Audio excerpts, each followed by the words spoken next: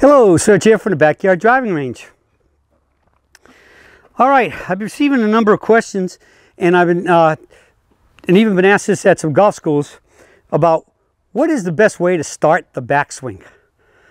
And so I think I'd like to just first start off by talking about what a lot of people or what many books will say, and I think the majority of golf instructors will say as to that in terms of starting your backswing, they want you to be creating some motion. They like a little bit of waggle after you've walked in and set your feet, and they want you to keep waggling.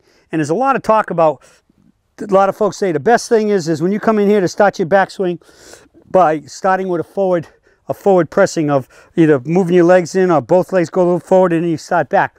And their concept is that you want to keep the body moving. You want to keep that nothing gets stagnant or whatever. And as you well know, in everything that I teach, and using the concept of a road, all right, most people are on one side of the road, I'm on the other, on almost everything, all right, and I'm on the other side of the road on this issue too. I firmly believe, without a doubt, you want to start from a dead stop. Dead stop means zero movement. The reason why I want to do that is because, first off, why would I want to start my swing by forward pressing either the hands, the knee, or both to then start the club backwards? Why start it in that direction when I want it to go that direction? Okay?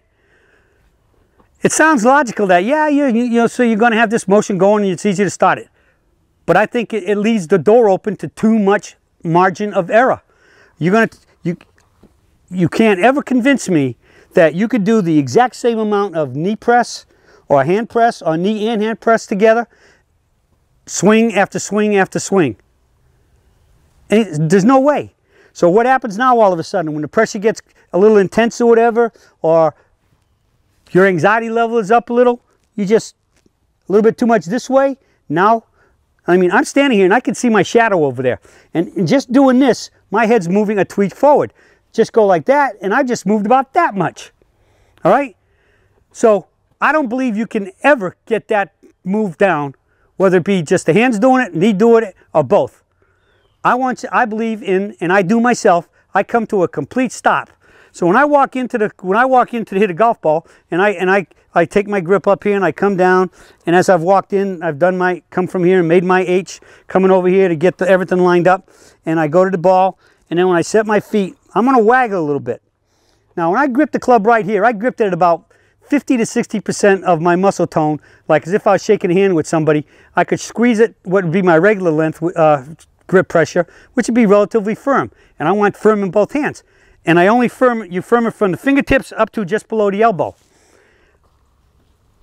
I go about 60%. Why? Because once I come down, and I'm going to waggle a couple times while I look at the target, until I get to a point you're going to see, if you've ever played with me or watched me hit, I get tighter and tighter, and at the last second, I come to a point where the club stops.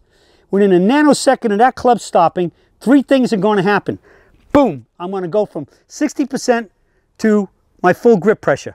Now, why did I do that? Because if I would have went my full grip pressure up here, that 5 or 6 seconds that I did in getting myself set and checking out the target and everything else after I got my line set to keep my line correct, my arms, my fingers, hands, and my arms would be getting into fatigue already by the time I start to swing.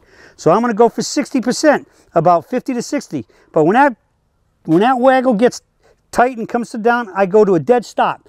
And in a nanosecond of going dead stop, the first thing that's going to happen is, boom. If you're standing there and you can look at me, you can see my hands, both hands are firming up from here to there. Again, the nanosecond I do that, the knees are going wide with the slight outward pressure, and then boom. So it's a case of 1, 2, 3, fasten, a lot faster than I just could say it. I'm going to go boom, get, and the club starts.